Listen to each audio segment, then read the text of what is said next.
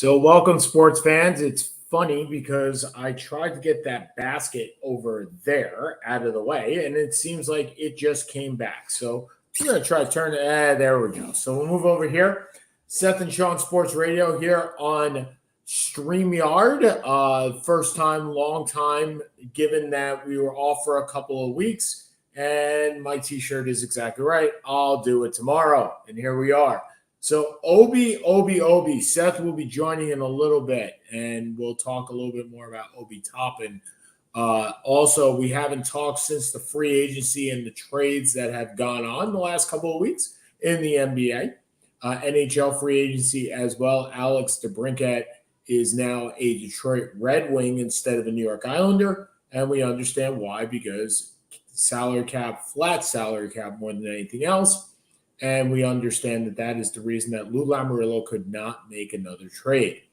Hopefully, in the next couple of weeks, we'll see some movement in the NHL. But right now, it's pretty much a dead season. It is between the NHL, the NFL, and the NBA. Not much going on. Training camps are around the corner for the NFL. The NBA, we just finished we're finishing up the summer league. Victor Wembanyama, Scoot Henderson, the Thompson twins, lots going on in the and Jarace Walker, who is my early pick for all rookie team. You're never going to pick a rookie of the year when you have Wembanyama. Like, it's just not going to happen. But we'll talk a little bit more about that. We have Mark Rubin, the Boston, how do I say this? The Boston Superfan. We'll call him the Boston Superfan, especially since the Kansas City Superfan was just arrested last week.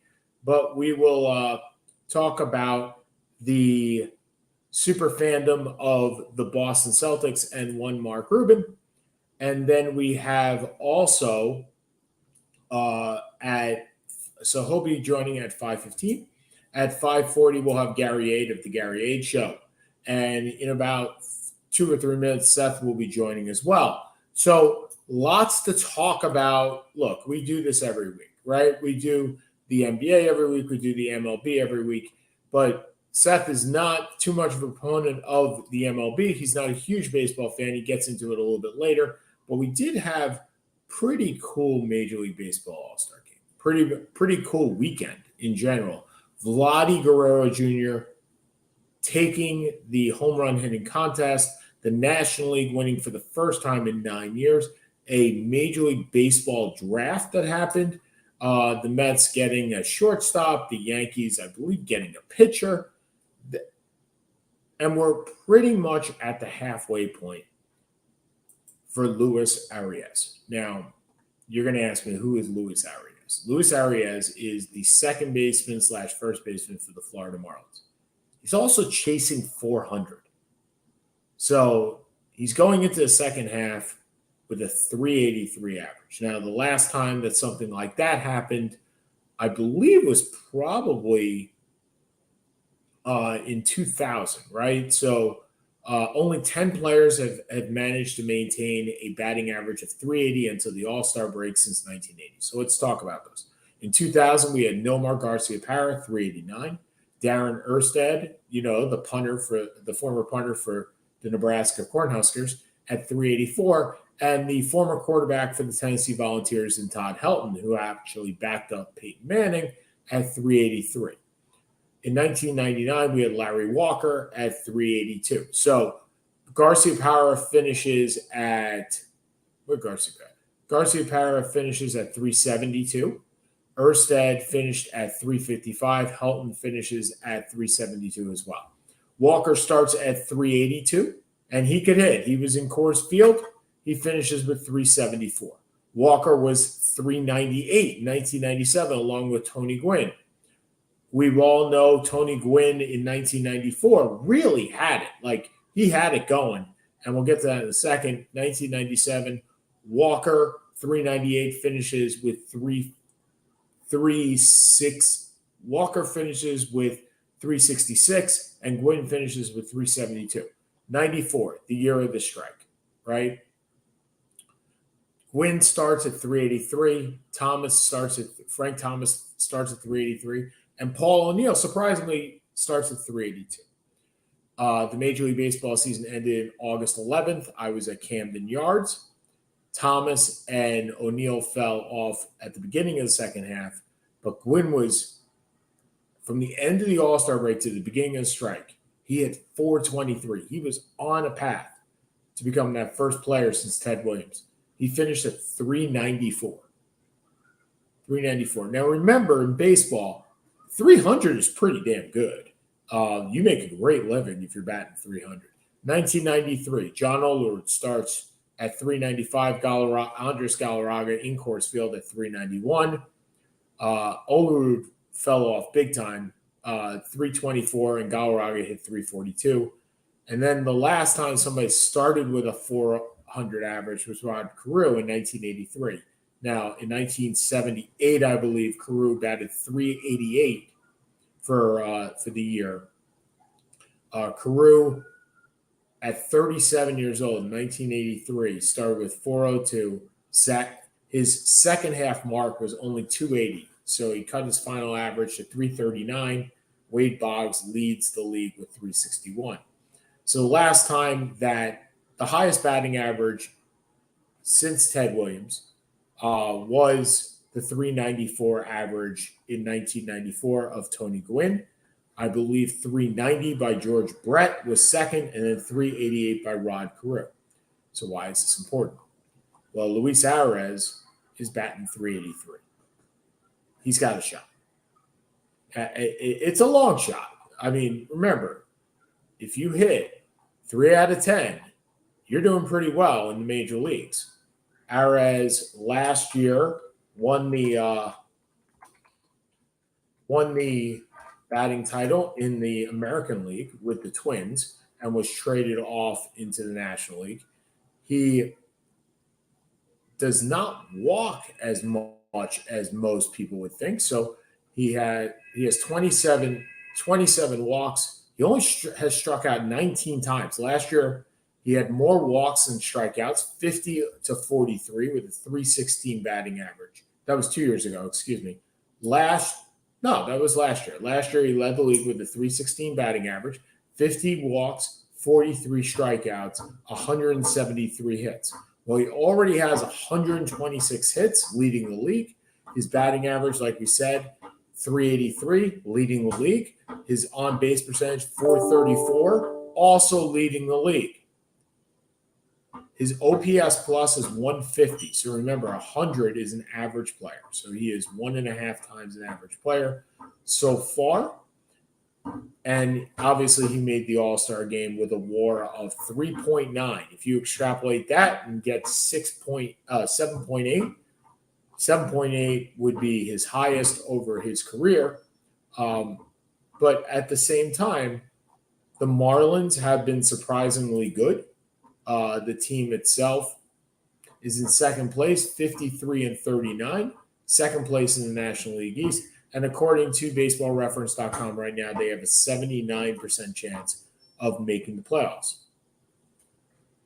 And that's unfortunate because that means my Mets have like a 0.0% chance of making the playoffs. They're not doing very well right now. The Mets at 42-48. They actually have a 4.1% chance of making the playoffs and less than 0.1% of winning the World Series.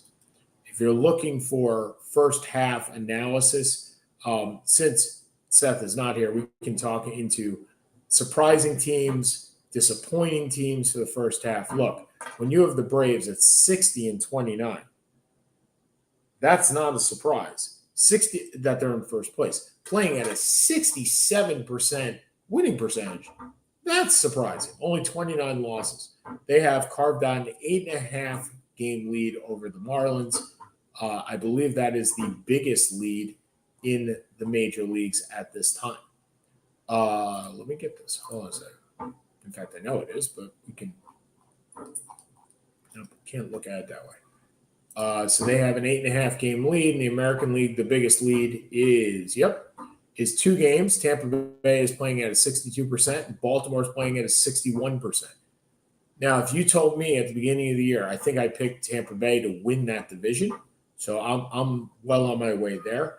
But I definitely did not have Baltimore with 2 games behind them. The Guardians, 45 and 45, 500, 500, 50% winning percentage, 45 and 45 with a half a game lead over the Twins. The Rangers, 2 games lead over the Astros. I did not have the Rangers there, especially since Jacob deGrom. We know what happened to deGrom. He is hurt again and out for the rest of this year and perhaps next year as well. If you're looking for a disappointing player, well, there's only one guy for me in the American League, and that's Carlos Correa. So Carlos Correa signed that huge deal, remember, with San Francisco first, then and then there was that injury concern with the ankle. Then he signs with the Mets, or supposedly was signing with the Mets. Then he has the ankle, and then he re-signs with the Twins. He is batting .225. His on-base percentage is .299, slugging a .401. He has 11 homers and 38 RBIs. Now, you would say, well, is he injured? No. He has 341 at-bats. He's played 80 games. So remember, baseball season is 162 games. 81 would be halfway through. If you extrapolate this, he's coming out to 22 home runs and 76 RBIs for a guy that is earning close to $30 million. He's earning $33.3 million this year. That is not payoff at all.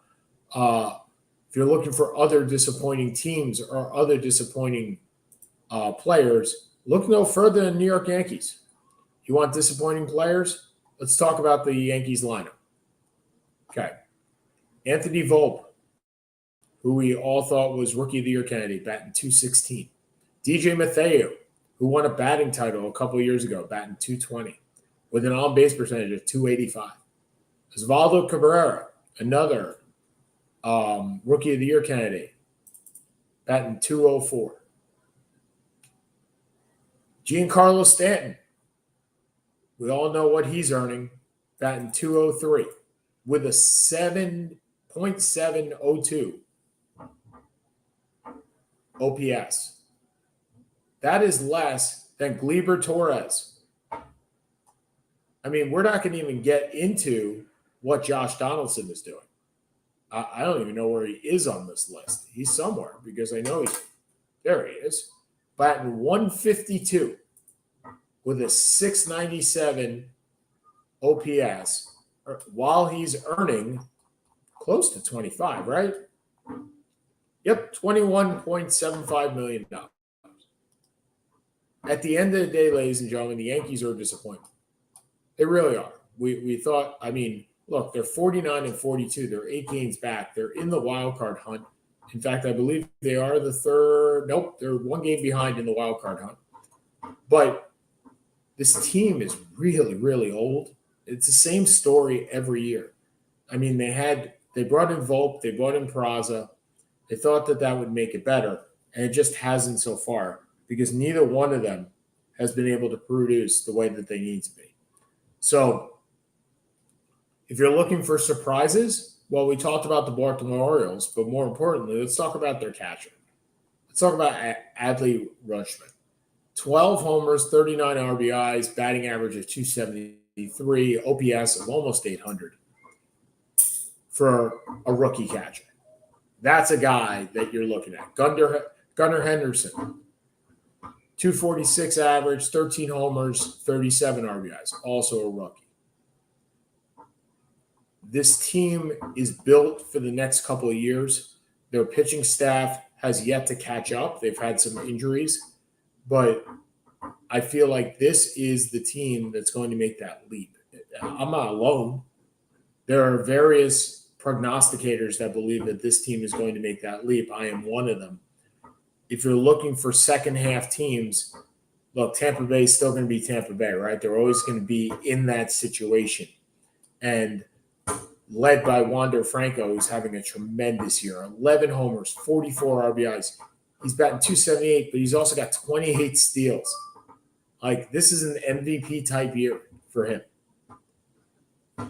If there wasn't a guy named Shohei Ohtani, and the Angels are 7 games back in the West Division, but they are, I believe they're yeah, like they're 4 games back in the wild card. Ohtani is dealing with a lot of injury problems with that team. But if you look at his stats, man, 32 home runs, 71 RBIs. He's batting 300. He's got a 1050 on base OPS. And that's just the hitting. Seth, I think you took off your camera, but that's just the hitting. If you put in the pitching, he's 7-4 with a 3.32 ERA. He is the best hitter and the best pitcher on that team. And before we bring on Mark Rubin, I just want him to be prepared that we are going to talk about the disappointment of the Boston Red Sox on top of what happened this offseason. So first, let's bring on Seth. The Boston Red Sox? The Boston Red Sox. What is this, 2004? Does anyone care? Well, we'll ask Mark in a second if anybody cares. He's a Boston guy, so he cares. There's nothing else that matters. He could talk about the future Hall of Fameness of I don't know if that's a word, of Porzingis. Well, let's bring him on. So here he is. So first of all, he's not Mark Rubin, Boston super fan. Definitely not the future Hall of Fame. Stop Porzingis. Look, the Celtics remade their team. First of all, I didn't get a chance to say it when we started the first 15 minutes when I was by myself, but free Obi Toppin. Please, free Obi Toppin. The Indiana Pacers make a trade to get Obi Toppin for 2 second-round picks, and in return, they trade Chris Duarte for 2 second-round picks. I guess the cost of a former first-rounder from that draft is 2 second-round picks, which is really sad. But so the Celtics, and the reason why we brought Mark on is to speak to the Celtics. The Celtics remade their team. They traded their leader in Marcus Smart. They moved stuff around.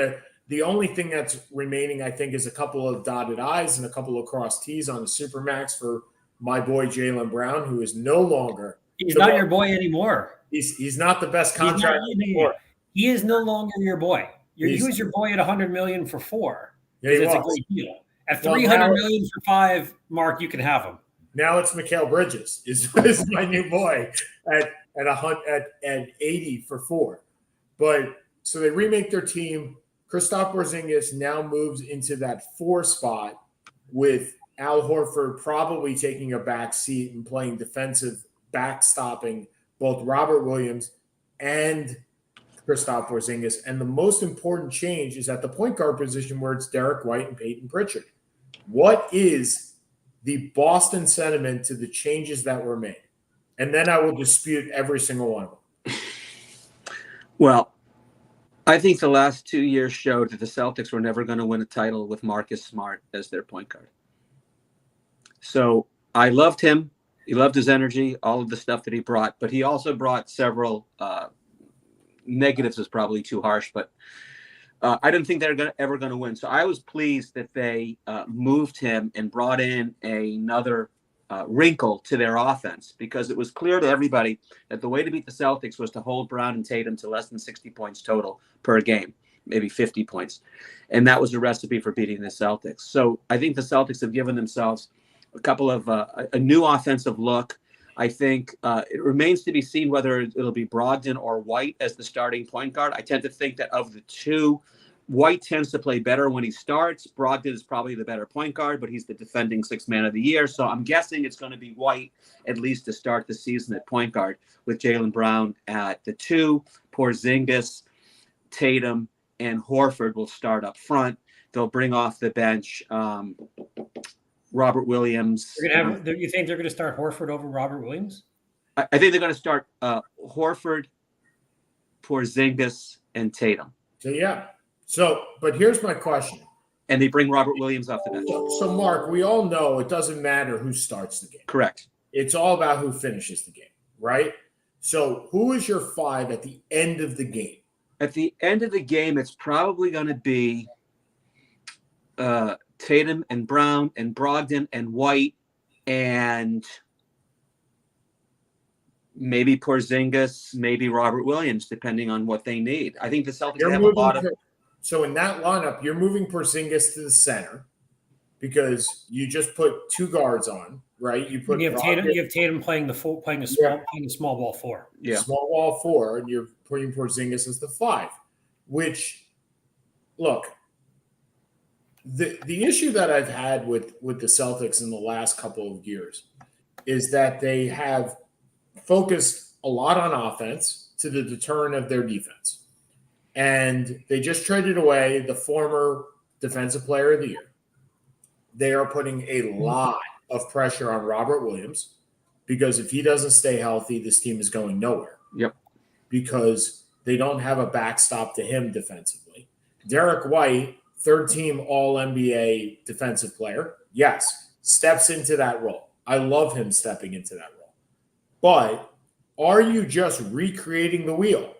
You still don't have a distributor. You still don't have a guy that passes first.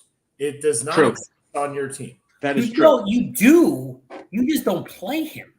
Well, yeah, his name is Peyton Pritchard. No. I would argue also that Peyton Pritchard is more of a shoot-first point guard. He's not really a distributor. He's never going to get more than 10 to 12 minutes a game. Would it be better to try and trade him for a backup? Yes, and I think, and I think the Wizards are filled with point guards at this point. Maybe one of their point guards is available. I think that in all reality, the Celtics roster for now is set. And if whatever holes Brad Stevens feels need to be filled, he'll do it before the All-Star. He'll do it before the trade deadline in February. So I have asked this question numerous times of Seth and numerous times of various people that have come on the show. Do you believe that the Celtics can win with the redundancy that Jaylen Brown and Jason Tatum bring to the team? Can they win a championship? Yes. Okay. I do. I think, though, having, when they traded Smart, he was their best passer, and that wasn't saying much. So the point you made a minute ago about they need a pass-first point guard, I think, is still true. Apparently, they attended John Wall's workout the other day. Congratulations. You're going to get a 45-year-old. I was going to say that's the point. That's the pass-first point guard you're thinking Agreed. about? And Derrick Rose. So, listen, Derrick Rose is not a pass-first point guard. That's true. Sean shot down my idea of trying to get Jalen Suggs out of Orlando, another team heavy with point guards. Well, here's the thing. I didn't shoot it down. I want to know what you're giving up to go get him. And you don't have it. That's right. Grant Williams isn't there anymore. Well, the thing is, with much like a lot of the other teams, you don't have a lot of medium salaries. You have a lot of very, very big salaries, and you have a lot of very, very small salaries. Right. So you're looking at Tatum at 35, Brown at 40, which again becomes Mikal Bridges is now my new favorite player. You have Robert Williams at 20. You have Horford, who nobody wants, at 20, right? You have Porzingis at 35.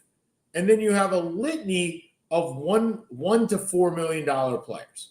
So if you want to get a Jalen Suggs, the only contract that you have in there, you have two. You have Derek White at 16, but isn't that just doing what you don't want to do, right? And Robert Williams, and that's doing what you don't want to do. Agreed. So where are you getting these medium salaries? And that is the issue when you trade for stars. When you accumulate salaries like that and the star doesn't work out, if Porzingis doesn't work out, this is a big problem because there is no way that you are going to get 3 or 4 decent players for him and break that up. What constitutes, short of Porzingis being injured, what constitutes Porzingis as a failure in your mind? He's going to score. He's at a minimum. He's going to be a 17-8 guy. Now, can you keep him on the court at the end of the game? And I say that defensively. Can you keep him in a close game, or are they just going to keep attacking him? And if they here's your question, though.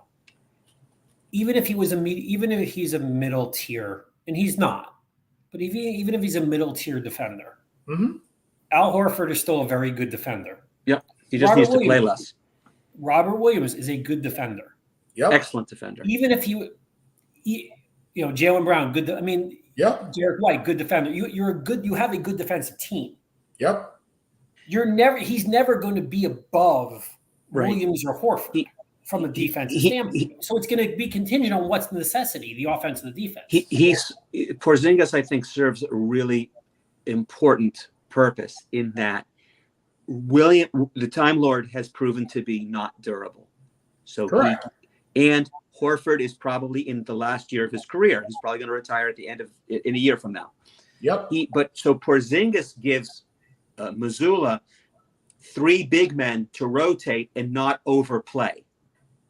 Oh, and however, and I say this in a nice manner, however, you are banking on a guy that in the last 3 years has played 65, 51, 51, 43, and 57 games. So you're banking on a guy that to cover for Robert Williams, who I don't have the games in front of me, but that sounds about right? What I just said. Now you're duplicating that, and the only backup that you have is a 38-year-old Al Horford who, while he's Al Horford and he's still effective. And the 3 of them don't have to play more. You will play probably, I'm guessing, about 20 to 25 minutes per game. Yes. I said if you get 180 games out of those 3, you win. Oh, I think that's very realistic. If you get 60 games out of each of those guys, you have won. Yeah, and I think that's going to happen. I think you hit the nail on the head, though. The big question for the Celtics is, do they need a pass-first point guard, at least coming off of the bench? And I tend to think the answer. I think that Peyton Pritchard has an opportunity of a lifetime, and we're going to see if he's going to grab it and how he responds through the until the trade deadline. I think is going to be very interesting because let's bring Peyton Pritchard on. Who are you taking off? It comes down to the same thing in that it's your end of the game lineup. Is your end of the game lineup today better than your end of the game lineup yesterday? And that's your question. And I'm not sure it is. I tend to think it might be through the idea of addition by subtraction, because as much as I love Marcus Smart, he was also prone to taking, I don't know if you read it, about 3 weeks ago, Dan Shaughnessy did an interview with Bob Cousy, right? The ultimate point guard. And he said he had mixed feelings about Smart. And he said, did Marcus Smart ever pause to wonder why he was always taking the last shots of close games? Because the defense, they wanted us, you said, stop Tatum and let Marcus Smart take this last shot. And that was a pretty good strategy. So I think I loved him as a player, but I'm not disappointed that he's gone. I think the Celtics got rid of him in classic Belichickian style, maybe 1 year too early, but definitely not 1 year too late. Look, Marcus Smart was an early version of a late version of Jason Kidd.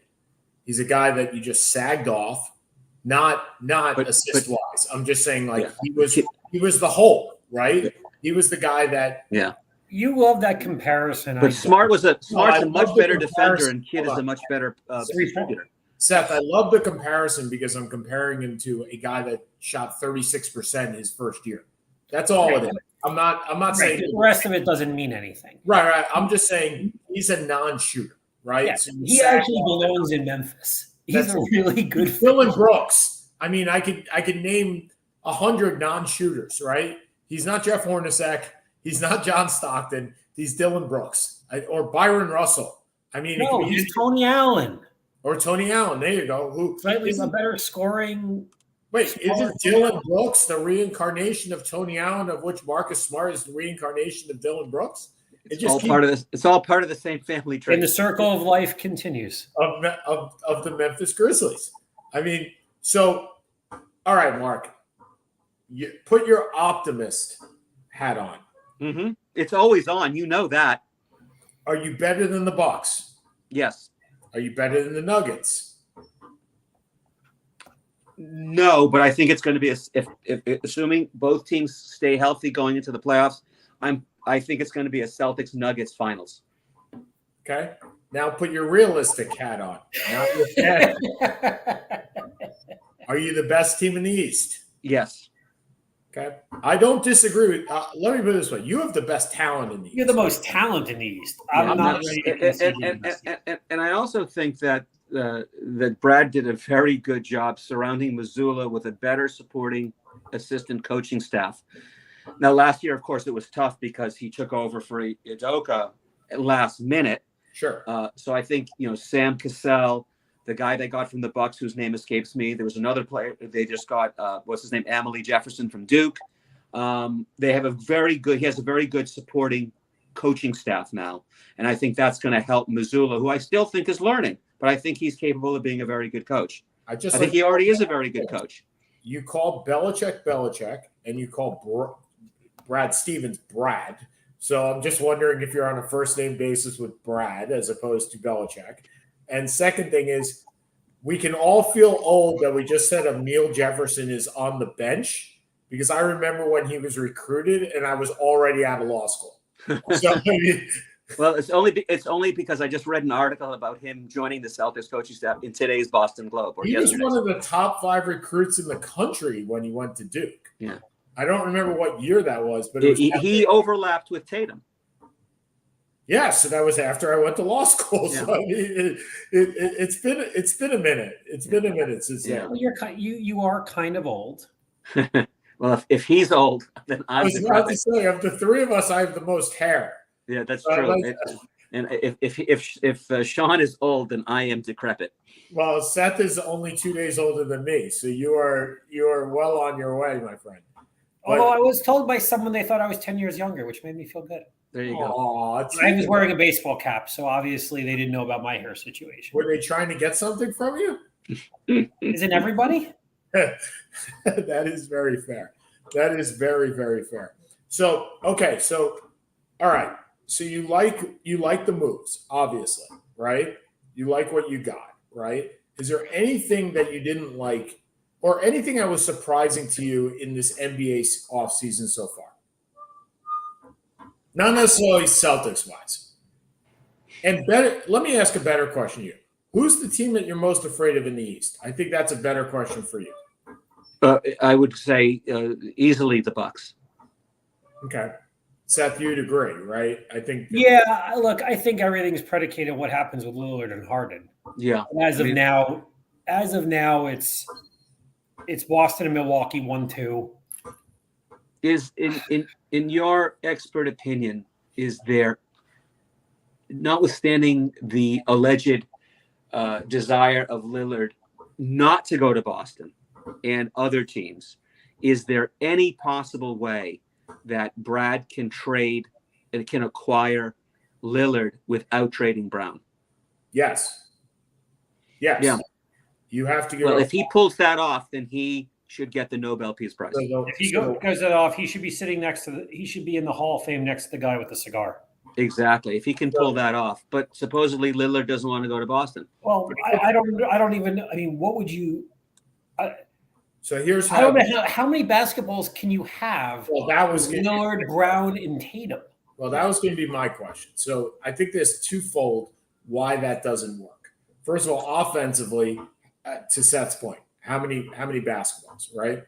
Number two, when you do that, if and when you do that, so now you have taken your best perimeter defender off the court in Derek White and put a guy that is not exactly known for his defensive prowess. I'm assuming White's going to be part of the deal. He is. That's what I'm saying. So you're taking him off the court, not necessarily on the bench. He has to go. It would have to be White and Robert Williams plus a litany of picks. That is the only way. If I'm Portland, it doesn't make them better. No, I mean, what the hell do I need Boston? Boston's picks are going to be number 23, 26, 28. Yeah, what that's right. The hell do I want that for? That's right. The only or you can, much the same way as we talk about Tyler Hero, right? they don't need Derek White either, because they have point guards ad nauseum. So look, most of the Damian Lillard trades require a third team. Yes, because there are no players ascending. There are no Mikal Bridges out there. There are no ascending front court players on decent or rookie contracts that will be traded. And they don't need a backcourt guy. Unless you're trading them to Orlando for Paolo Banchero and Franz Wagner. I mean, I realize that Orlando's the last team where Lillard needs to go, but those are the kind of players that Portland wants. That's right. Or Jaren Jackson in Memphis. I mean, but he's not on a rookie deal anymore. He signed right, but even that's a $25 million deal. I'm talking about a guy that's on a decent deal. A decent deal, even if it's a rookie deal. It doesn't have – look, Bridges wasn't on a rookie deal. He was on a decent deal. He's at 20 years, right? $20 million, $25 million. There are no ascending front court players left in the NBA that teams will trade. It doesn't exist. So unless you're RJ Barrett would be an ascending player, I guess, if you wanted to put. No, I'm not saying that works, Seth. I'm looking at a guy on a $20 million. Look, I was on the Gary Age show, and he brought up Brunson. There's no way that happens. Okay. First of all, there's no way Brunson is traded. That's number one. Yeah, Gary's not a Brunson guy. There's no way that Brunson is traded for a $60 million man. I don't disagree with you. And I did hear this on some other show, and it's something to think about. What if Lillard goes to wherever Lillard wants to go, right? And doesn't like it in 2 years. But then he's 35. Then he's 35. And the next 2 years, by the way, we hear these numbers of 61 and 63. That's not accurate. If the cap goes up, he gets a percentage of the cap.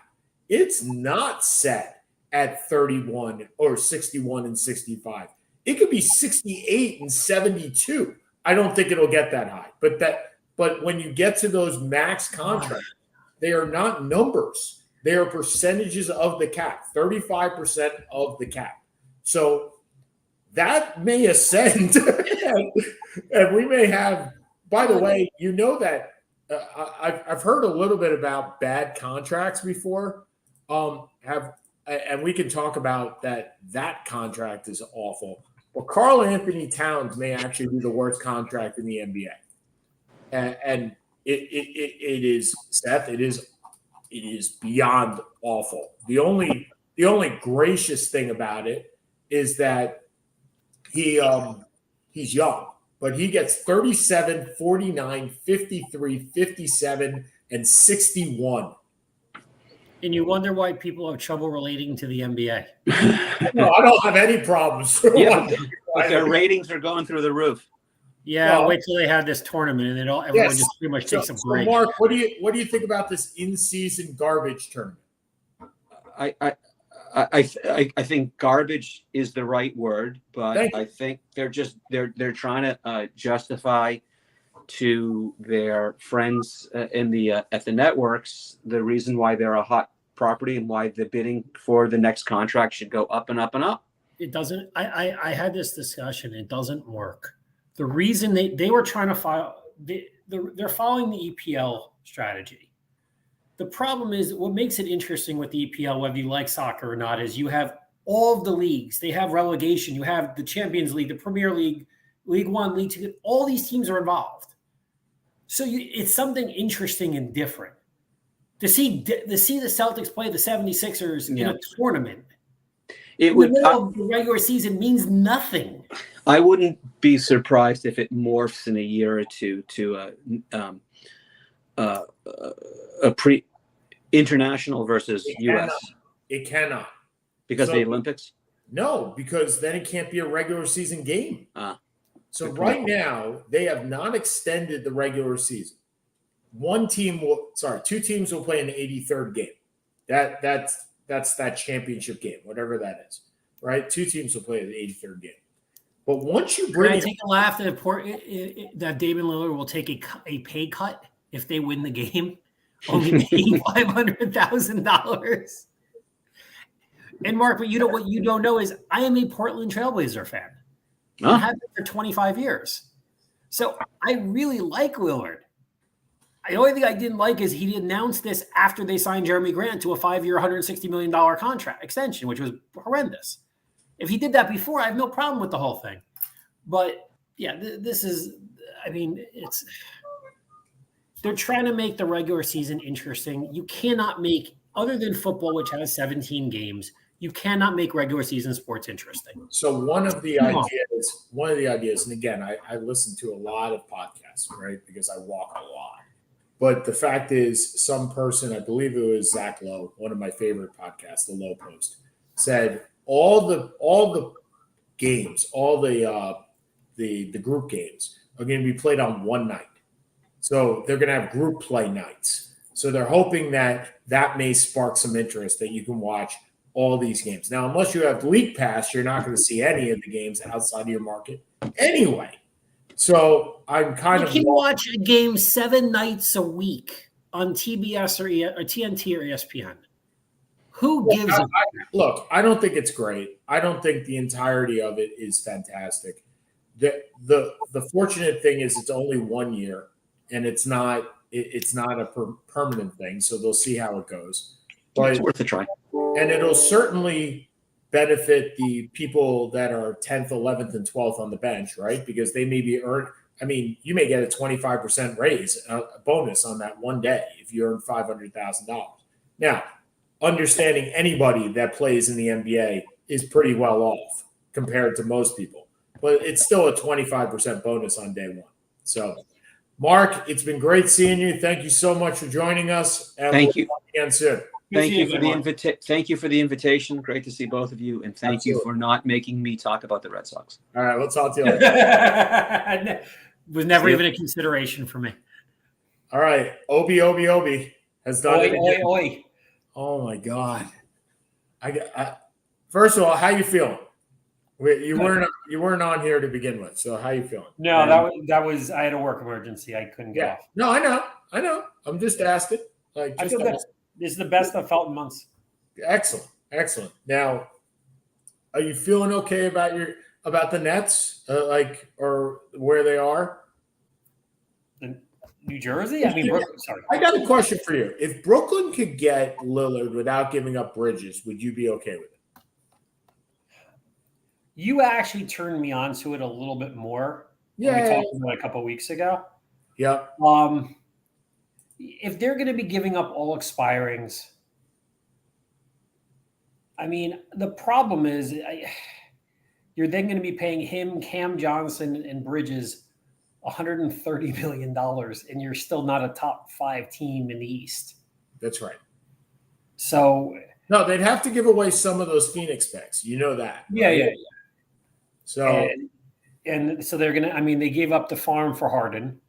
Yeah, and they got some back from Philly. They got the farm for Durant, so it's like right. But they're later in the decade, which makes sense because at that point they're Phoenix is a little bit older, and you don't know what you're going to have. I don't think so. It's not like they're a player away. No, or 2 players away, maybe 2 players. How many teams are 1 player away? Seriously. If you had to go through them, right? Are the Celtics 1 player away? No, they're just a different player, right? Yeah. Philly's 1 player away, but I'm not sure if I don't think he's the player. Does he exist? Who Philly needs? Yeah. Does that player exist other than Jimmy Butler, who they used to have? Yeah. I mean, look, Harden either gets traded or he doesn't. I mean, I realize it's a brilliant. Thank you very much. But Maxi's fantastic, right? But who's what player slots in there that's the play? Like Paul George. Okay. Yeah. Well, Paul George solves a lot of issues in every team, right? Right, but he's a health concern. No, I'm just saying, like the Paul George player, which is the same as what you hope Mikal Bridges becomes, right? Yes. You hope that's the guy, which is why. For all the hoopla that has gone on with Ben Simmons, James Harden, Durant, Kyrie, keep going. you actually have a player you can build around him, which is actually coveted throughout the entire league. Now, he's not a number one on a championship team. No, but he's the hardest thing to get in the NBA. Yep. So, and he strikes me as a guy who's pretty happy to be there. And right, but even taking that away, that position is the hardest thing to get in the NBA. It is a wing that is young and can grow.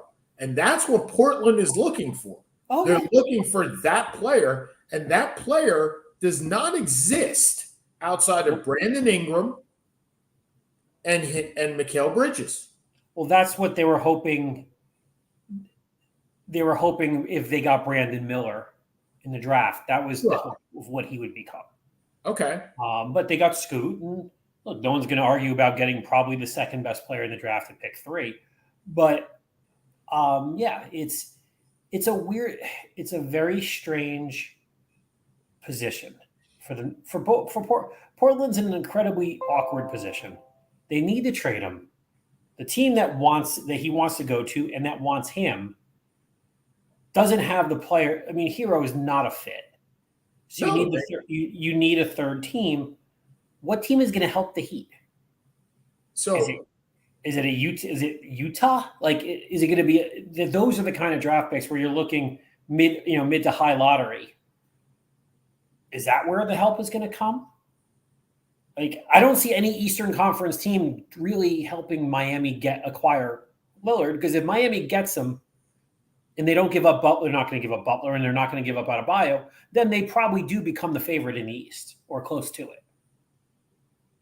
Remember, though, in some ways, and I agree with you, nobody's going to help him, right? They want to push him out. But Miami lost most of its depth in this free. They lost 2 players. Yeah. Vincent and Strus. Right. Who is most of their depth. I mean, look. I mean, they're going into next year. Let's look at look, I'm not saying you're wrong, but when you look at their lineup for next year, even if you put in Lillard, right? Their lineup, hold on, I had the roster up a second ago. Players. So their roster right now is, what year is this? This is the wrong year. Okay, hold on. Heat roster. Yeah, I mean, look, it's not a strong roster. I agree. It's not even close. No, it's. I mean, it's Adebayo, Thomas Bryant, Jimmy Butler, Jamal Cain, Haslam if he comes back, Hayward Highsmith, Jamie Jaquez, who would go in that trade. Yep. Jovic, who would probably go in that trade. Kevin Love, Kyle Lowry, Caleb Martin, Josh Richardson, Duncan Robinson. So your starting lineup, granted, those 3, the big 3, right? Kevin Love at the 4. And I don't know. Josh Richardson at the 4. Josh Richardson at or Duncan Robinson, right? Yeah. And then your bench is, and you still have Caleb Martin. Your bench is Caleb Martin, Kyle Lowry, and a big. I mean, if you shorten how deep do you need to go? Look, and you have Cody Zeller, who's a backup big guy, who's fine. Sure. So you're going 9 deep, 8 deep. Look, it's not the 82 Sixers, but the East is not overwhelmingly strong. Every team, there's an issue. Sure. Because otherwise you don't see an 8 seed with pretty much an injury-plagued 8 seed win the conference. That's true too. That is. Look, would you have paid Strus or Vincent what they got? I wouldn't have. I would have paid Strauss, because I think when you're Cleveland right now, this is the time that you have the ability to do that. Because next year you don't. Because all those extensions are going to kick in, and you're going to play as an above the cap team and maybe close to a luxury tax team. You have 2 max contracts, right? And Garland and Mitchell. You're going to have Jared Allen, who's on one of the more Jared Allen and Mikal Bridges are my two most favorable contracts right now in the NBA, right? 4 years and 80. You have Mobley, who's not in an extension eligible yet. You have LeVert that you got back at 17 a year for 2 years. And now you got Strus as a backup at, I think he got 14 for 4, right? Or 14 for 3. I mean, something along those lines. So, by the way, I'm consistently amazed that I remember all these salaries. But the fact is, this is the year you have that, because next year you're signing Mobley to that extension. And once you get into that, then you're in then you got 3 max contracts and you're back into. And then and Jared Allen's your number 4 at 4 years and $100 million. Right. And then you're back into what do I do and how do I make my team better? Right. I mean, I think it was Hollinger that said this. I don't remember who said it, but when you win a championship, you get old, right? You have to. You expend everything you got. When you're looking at some of these teams and you're saying, okay, what's the next iteration of that team? Right? So what's the next iteration of the 76ers? There isn't one. No. Right? It's Tyrese Maxey, Joel Embiid, and they have no picks because they gave them all away. So there's to be fair, they're going to trade hard and they'll get picks back. Okay. What's the next iteration of the Milwaukee Bucks? They don't have a pick till 2029. Yeah. I mean, literally, you have 2 years to win with Holiday, Middleton, Lopez, and Giannis. So what's unless Holiday leaves in 2 years, Middleton leaves in 2 years, and I can't believe Giannis leaves in 2 years. If those guys and you trade Giannis, right? So what's the next iteration of the Miami Heat? Don't even think about it. There isn't one. No, it's Bam. That's it. Yeah, and you can't build around Bam, especially if you make this Lillard deal, right? Yeah. You're kicking all your picks till 2030. Out of this. Now, the good part about the Septon deal, right? The Septon rule is that you can't trade back-to-back picks. So there are first-round picks, but they're limited in nature and they may be swapped as we learn. But the Cavs, that's why they make the Strus deal right now. Because the next iteration of the Cavs is awesome, Seth. Yeah. I mean, the next iteration of the Pelicans is awesome. The next iteration of the Hornets is awesome. Hold on the Hornets. They have not. What do the Hornets have other than Ball and picks? No, not Hornet. I'm sorry. The Thunder. The Thunder. I always confuse them. I meant the Thunder. Right. Those teams. The next iteration. When the Suns go down, right? When they become old, when the Bucks, when the sun's set. Yeah, that's not what I meant, but good point. When the Celtics become old, right? When all these teams. Wait a minute. What are the Tatum's 24, 25, Brown's 24. I'm talking 3-4 years down the road. But they're not even going to be old 3 or 4 years down the road. Yeah, but they're still going to be capped out. Fair. And not have picks. Like, I think in some ways. Look, you always look at a prospect and you say, what could the prospect be, right? And you'd rather have today rather than tomorrow. I get that. But in some ways, I think you look at the next iteration. So we can do that. Look, actually, next week, that's perfect. Let's look at the next iteration of these teams and see where they go. And we can also do that for the NFL because I think that's a good exercise as well. So we're in our last 5 minutes. Seth, It was a great show. Thank you so much to Mark Rubin for showing up as well. Gary just texted us to whether he should join. Okay, well, we can tell him we can have him next week. There you go. Would you like to go for your last 5 minutes, sir? Yeah, we talk mostly basketball and football here because nobody cares really about too many other sports. Let's be honest. Look at sports radio, sports or any of these sports shows. Do you see them talk about baseball? I understand.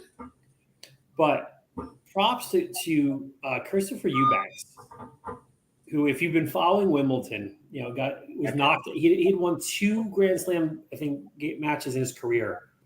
Wins 5 and goes to 4 of them and goes to a 5th set today against the number 3 player in the world. Fun to watch, class act. Congrats on a great run. I just hope someone knocks out Djokovic because I just can't. You just can't? Just can't?